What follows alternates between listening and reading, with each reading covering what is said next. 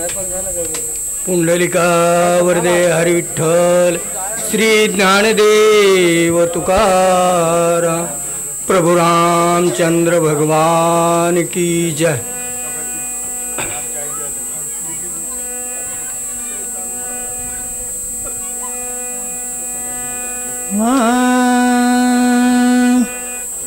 श्री गणेशाय नमः।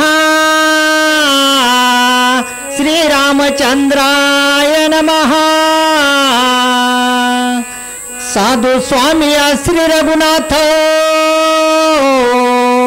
साधु बिभीषणा शरणागत साधु साधु तो हनुमंत स्वामी कार्यार्थ साधक। आणि हे प्रभू रामचंद्र कसे आहेत? दयाळू आहेत, साधकाचं जनाचं जगाचं कल्याण करणारे असे प्रभू रामचंद्र आहेत। आणि जे विभीषण जो शरणागत आलेला आहे त्याचं कल्याण करण्याचं ठरवलेलं आहे। आणि भक्त जो हनुमंत भक्त आहे त्याचं सुद्धा कार्य करण्याचं त्या प्रभू रामचंद्राने ठरवलेलं आहे। जैसा राजा श्री रघुपती तैसा सुग्रीव वानरा प्रती तैसाची बिभीषण लंकापती केली निश्चिती श्रीरामे। आणि जसा हा हे रामचंद्र प्रभू राजा आहेत तशाच प्रकारचा सुग्रीव ही राजा आहे। आणि लंकेचा जो बिभीषण शरणागत आलेला आहे तो सुद्धा लंकेचा सम्राट आहे। शरणगाता संरक्षणे रेकी आपणा समान करणे हे कर्तव्य श्रीराम जाणे अन्य कारणे कृपाळो। आणि शरणागताला आश्रय द्यायचा त्याचं संरक्षण करायचं हे प्रभू रामचंद्र जाणतात आणि ते दयाळू असल्यामुळं आणि भक्ताचं कल्याण करणारे आहेत। न जिंकिता दशानन बिभीषण शिया लंका दान श्रीरामाची कीर्ती अति पावन विधोरण श्रीराम।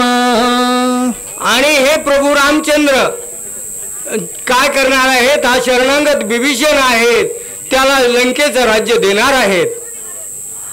कीर्तिवान राजे सुरगणे कीर्तिवान जे ऋषी जने कीर्तिवान राजे वानर गणे कीर्ती पावन तीन लोकी। आणि वानरामध्ये जे कीर्तिवान भक्त आहेत तसेच या ठिकाणी रामचंद्र प्रभू शरणागताला कल्याण करणारे आहेत। सत्य बंधू विभीषणा कृत एक रघो नंदना त्याची झाली अन्यता शरणा ते कैसे। आणि ज्यावेळेस हा बिभीषण शरण आलेला आहे आणि त्याला जर प्रभू रामचंद्रानं संरक्षण दिल्यानंतर त्या ठिकाणी जन्म मरणाचा प्रश्नच येत नाही।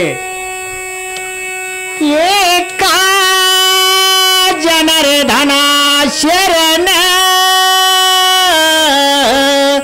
पुढे गोडाथे निरूपण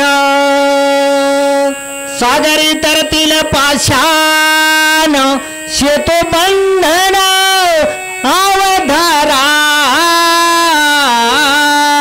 आणि पुढे जे तुम्हाला श्रवण करायचं आहे पुढील अध्यायामध्ये फार मोठं सुंदर आणि अमृतासारखी कथा आहे।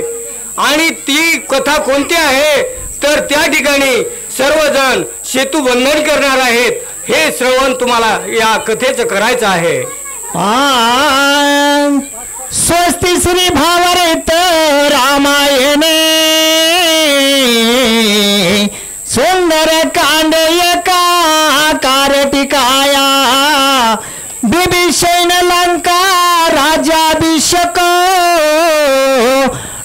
नमस्तुमोत्रुतो गोडः पुण्डरीकावरविठ्ठल श्री ज्ञानदेव रामचंद्र भगवान की जय। पवन सुत हनुमान महाराज की जय।